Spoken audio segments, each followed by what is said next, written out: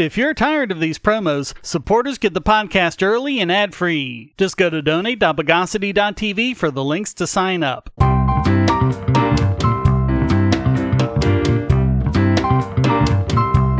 Welcome to the Bogosity podcast for the week of March 6, 2022, the podcast that wants to be a Spanish flea.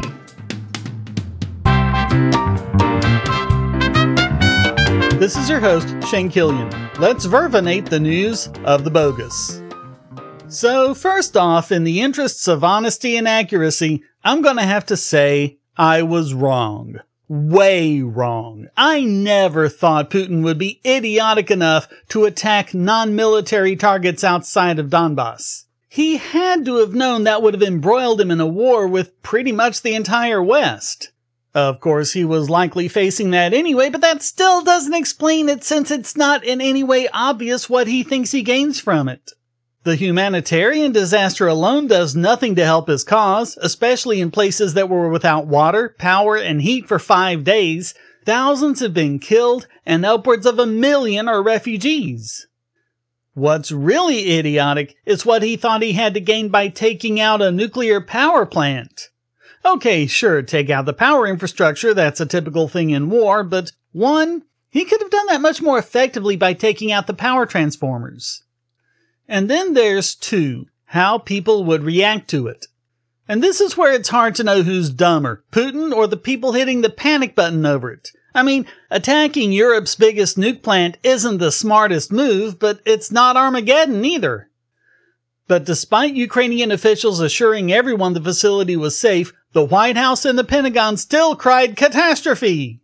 Linda Thomas-Greenfield, U.S. Ambassador to the UN, said that the world narrowly avoided a nuclear catastrophe, showing that she doesn't have the first clue how nuclear power works. Just so we're all clear on this, there is no way possible that a nuclear power plant can explode like a nuclear bomb. The laws of physics will not allow it. Both plant operators and the IAEA have confirmed that, although Ukraine no longer has control over the plant or its nuclear material, the reactors were undamaged. But that's because reactors everywhere are put inside 3-foot-thick concrete and steel containment buildings. Well, everywhere except Russia. Thankfully, NATO so far has avoided embroiling itself into the conflict, which could escalate things into a third world war. NATO Secretary General Jens Stoltenberg said, quote, "We have a responsibility as NATO allies to prevent this war from escalating beyond Ukraine, because that would be even more dangerous, more devastating, and would cause even more human suffering."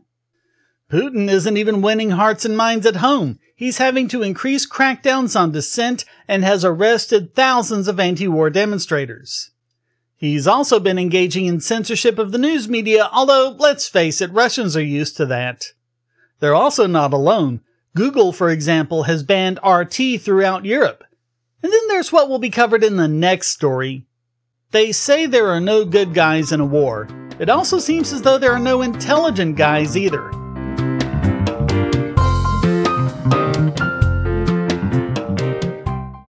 If you're looking for a way to support this channel, but you don't have any spare cash and you can't stand ads, you can do so by generating your own cryptocurrency. Use the links at the bottom of the description to follow the link to Odyssey.com to listen to the podcast and see all of my YouTube videos as well.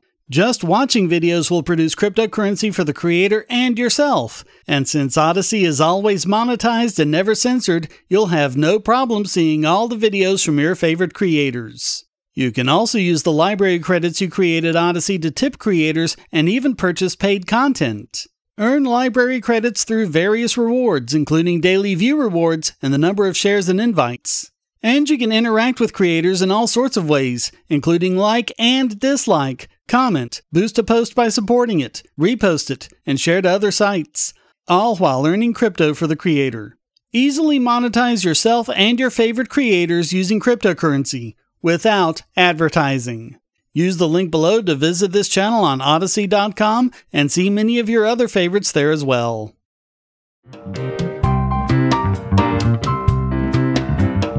So I guess the way you combat censorship is more censorship. At least that seems to be the tactic Ukraine is using as they ask the Internet Corporation for assigned names and numbers to disconnect Russia from the rest of the Internet. Just one more way Ukraine isn't anywhere near as noble as the news media is making them out to be. The Ukrainian representative to ICANN, Andriy Nabok, sent a request to ICANN saying, quote, "Revoke, permanently or temporarily, the domains .ru, .su, and Cyrillic.rf. This list is not exhaustive and may also include other domains issued in the Russian Federation." And because he has no clue how security works and how this would put the rest of the world at serious risk for malware, quote, "Contribute to the revoking for SSL certificates for the above-mentioned domains." He also requested that the DNS root servers in Russia be shut down since that would do absolutely nothing. He also said he'd be issuing a separate request to withdraw all IPv4 and IPv6 addresses from Russian internet registries. He said that all of this was necessary, quote, "for reliable information in alternative domain zones, preventing propaganda and disinformation." As basically the rest of this podcast will show, that's just not gonna do it. All it's gonna do is prevent Russians from getting reliable information from elsewhere. Really, they'd just be giving Putin what he wants. He'd love to cut Russia off from the rest of the world's internet so he could control completely what people are allowed to see. But while this would do absolutely nothing to hinder those in the Russian government who can get access all sorts of other ways, this is an incredibly odious punishment on the Russian people, especially those who are against the war. It will significantly impede their efforts to organize and evade censorship and crackdowns by the Russian government. It would also basically cut off the rest of the world from getting information as to what's happening in Russia. The Atlantic Council's Cyber Statecraft Initiative fellow Justin Sherman said, quote, "This is a huge request from Ukraine. It's very likely ICANN will just say no. The Kremlin is spreading tons of propaganda and disinformation about Ukraine, but this is not the way to go about addressing it." In fact, ICANN has thankfully rejected the request already, as has RIPE, the regional internet registry for Europe, the Middle East, and parts of Central Asia. Their Network Coordination Center explained, quote, "It is crucial that the RIPE NCC remains neutral and does not take positions with regard to domestic political disputes, international conflicts, or war. This guarantees equal treatment for all those responsible for providing internet services. This is a fundamental reason why the RIPE NCC has been able to maintain its operations in the way it has for the past 3 decades. It also means that the information and data provided by the RIPE NCC can be trusted as authoritative and free from bias or political influence. Failure to adhere to this approach would jeopardize the very model that has been key to the development of the internet in our service region. The Executive Board also expresses solidarity with those operators who have the difficult task of maintaining internet access to assist the people suffering from the terrible effects of armed conflicts and war." The Internet Society criticized the move as well, saying, quote, "These proposals miss something fundamental about the internet. It was never designed to respect country borders. The idea of unplugging a country is as wrong when people want to do it to another country as it is when governments want to do it to their own. Unlike most historical communication methods, the internet is astonishingly resilient when conditions for connection are bad. It's not magic, it won't end wars or invasions, but it is a great tool for humans to use against their oppressors. The internet allows people who would otherwise be silenced to speak, so it should be no surprise that there are people the world over trying to undermine the internet. Russia has been trying for over a decade, with limited evidence of success, whatever the Kremlin has said, to be able to unplug from the internet. The internet puts decisions about connections into the hands of people who want to connect. It's a frightening idea to those who want to control the messages, but it's what has made the internet a resource to enrich people's lives. We must not ease the path for those who hate the internet and its ability to empower people. We must fight the suppression of the internet. This means making sure connectivity does not stop for anyone. It means ensuring that strong encryption, which protects ordinary communications, but also allows political discourse in the face of censorship, is always possible. It means making sure the critical properties of the internet are not undermined by legislation, no matter how well-meaning. It means making interconnections cheap and easy and ubiquitous, so that all networks are reliable and robust systems that can be made from unreliable parts. It means dedicating ourselves to ensuring that the internet is for everyone. Of course, it'd be even better if the internet didn't have its few authorities like ICANN to begin with, who'd even be capable of doing this. Another reason why we need serious moves for complete decentralization.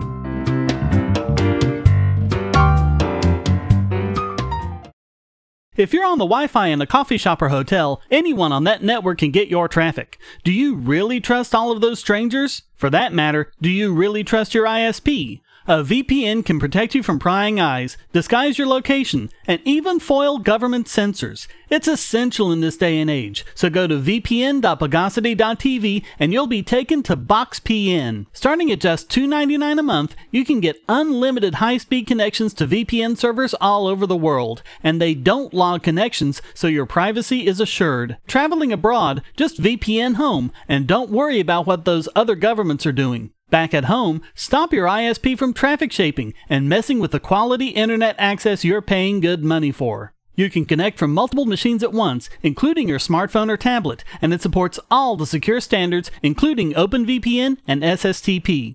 Bypass censors and surveillance with your own secure VPN connection. Go to vpn.bogosity.tv.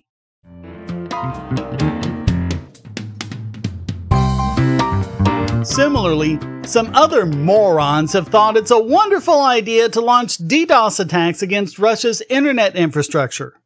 Russia's National Coordination Center for Computer Incidents has released a list of over 17,000 IP addresses and 166 domains it says are behind the attacks. Domains and IPs listed include ones belonging to the FBI, the CIA, USA Today, Georgian news outlets 24 News and Mega TV, and Ukraine's Correspondent magazine. They issued advice to Russian organizations including logging, changing passwords, disabling automatic updates, disabling third-party plugins, and ring-fencing networks, which means not allowing network devices to access anything outside of their direct authorization. They also explained how to secure DNS from spoofing and keep an eye out for phishing attacks. I will disagree with one aspect of that. Instead of relying on local DNS servers, which might be subject to Russian censorship, find a reliable DNS over HTTPS or DNS crypt provider. It was inevitable that the war on bits would come into play at some point, and Russia can play that game as well as anyone else. Time will tell what the fallout of any retaliation will be.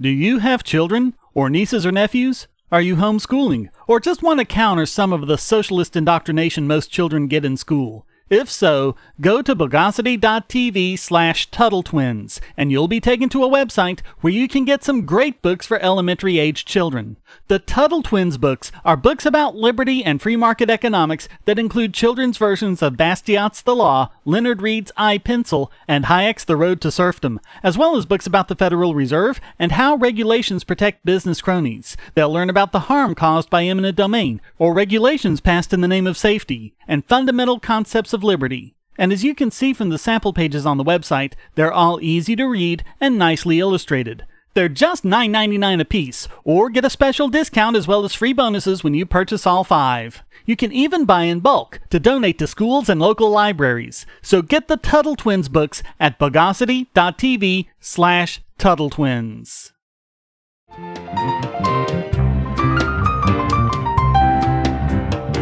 And now it's time to hamstring this week's biggest Bogon emitter. Former Senator, former First Lady, former Secretary of State, and permanent psychopath Hillary Clinton has never been one to let a good tragedy go to waste, and true to form, is ready to leap on all the dead bodies of the Ukraine war as an excuse to attack cryptocurrencies. She attacked cryptocurrency trading platforms that continued to service Russian users, once again calling for a regulatory framework.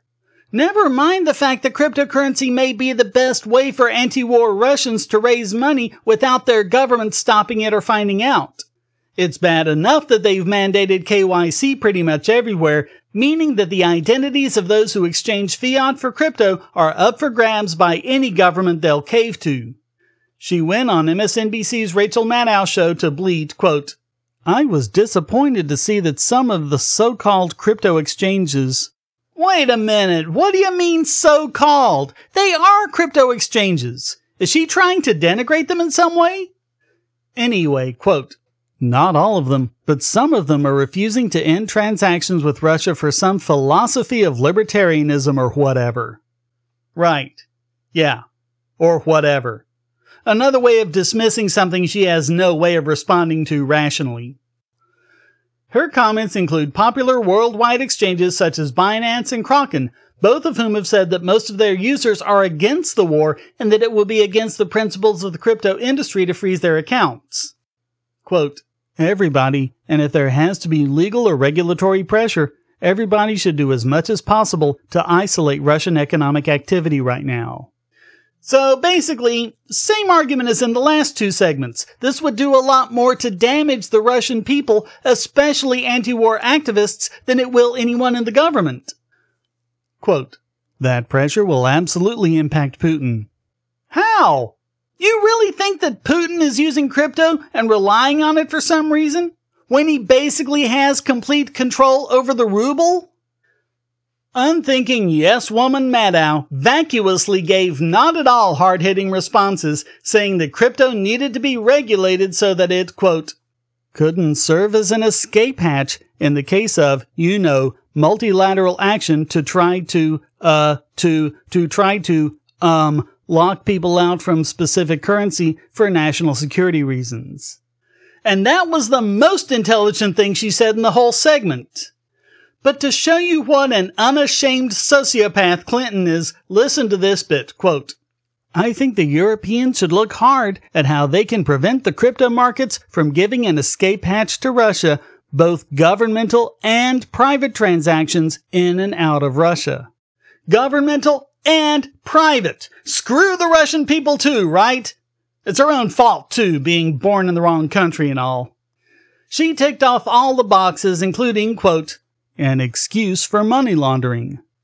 She also showed how much she was willing to outright lie about the conflict when she opined about, quote, "some kind of global conflict where dictators can decide that they're just going to try to take over countries just because they wake up one morning with no provocation at all."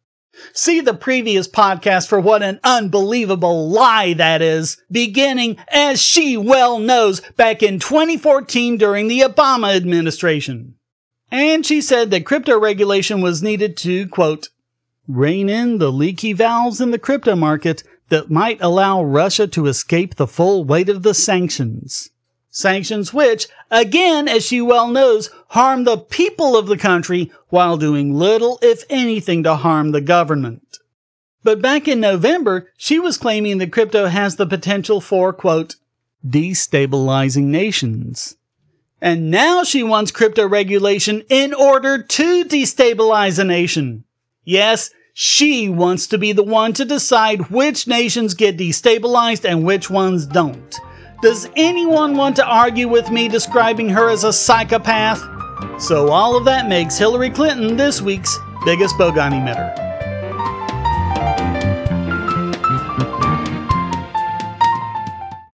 I want to tell you about the eyeglasses I've been wearing for years. As people can see on my videos, I have a very strong prescription, which makes glasses more expensive, especially when I need computer glasses, reading glasses, prescription sunglasses, and most expensively, progressive lenses for general everyday wear.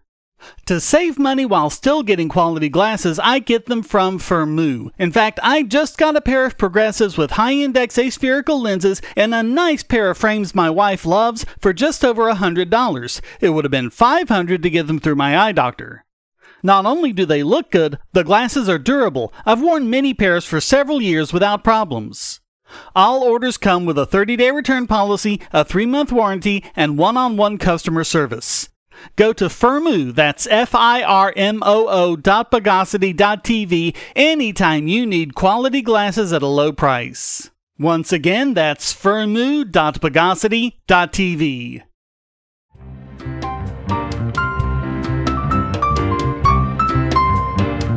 And now let's organize this week's Idiot Extraordinaire. And this week, it goes to Israel's Channel 13 for their exclusive footage of the Russo-Ukrainian War, which included footage of stormtroopers and a downed TIE fighter. It didn't take long at all for the fake news media and propaganda mongers to release all sorts of fake pictures and video about the war, including footage and pictures from years ago, some of which aren't even from Ukraine, such as a Palestinian activist made out to be a Ukrainian girl confronting a Russian soldier, as well as completely fake stories like the Ghost of Kiev, which was based on footage from a video game. But so far, this is the first time any one of them has passed off Star Wars as war footage. The video was produced several years ago by Disney and Lucasfilm for an all-Star Wars satellite channel in Germany. It features dashcam footage of a car driving down a snowy roadway and going past a crashed TIE fighter with a stormtrooper outside leaning against it as if waiting for help. The original footage featured a Star Wars logo watermark at the bottom that was covered by the network. All sorts of misleading footage from Syria, Lebanon, Libya, and Palestine have all been falsely attributed to Ukraine. But this is the first time using footage from a long time ago in a galaxy far, far away.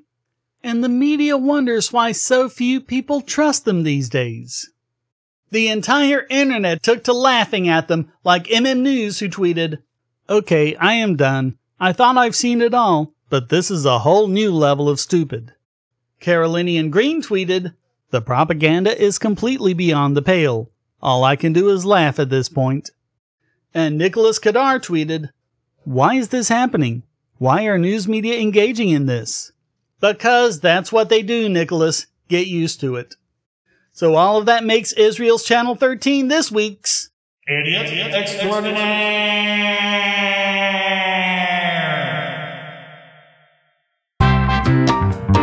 Well, that wraps up this. There hasn't been a war run this badly since Olaf the Hairy, king of all the Vikings, ordered 80,000 battle helmets with the horns on the inside edition of the Bogosity podcast. I hope you enjoyed it. If you did, please go to donate.bogosity.tv for several ways to support and discord.bogosity.tv to join the discussion.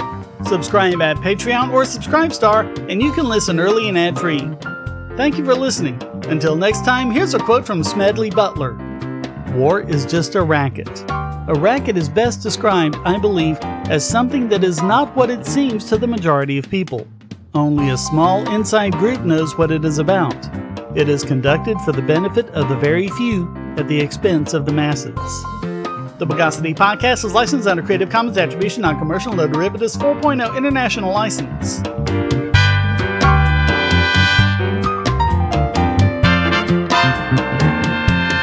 Bogosity.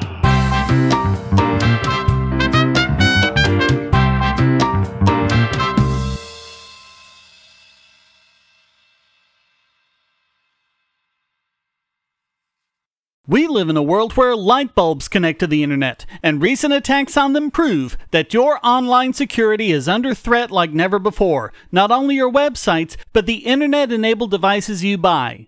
And the biggest problem is weak passwords. That's why you need LastPass. LastPass allows you to randomly generate strong, unique passwords on the web and on your internet-enabled devices, all protected by one master password. LastPass sets up in minutes and gives you secure automatic logins throughout the web, synchronizing across all your browsers, all your computers, and even your mobile devices, at home, at work, or on the road. It even securely stores sensitive form data, including credit card numbers, backup sensitive documents, software licenses, Wi-Fi logins, and more. And with LastPass Premium, you can get these benefits on other applications, manage passwords for your entire family, and also get priority customer support. Sign up at password.bogosity.tv for a free month of LastPass Premium. Log in securely everywhere using the last password you'll ever have to remember. Go to password.bogosity.tv and get LastPass now.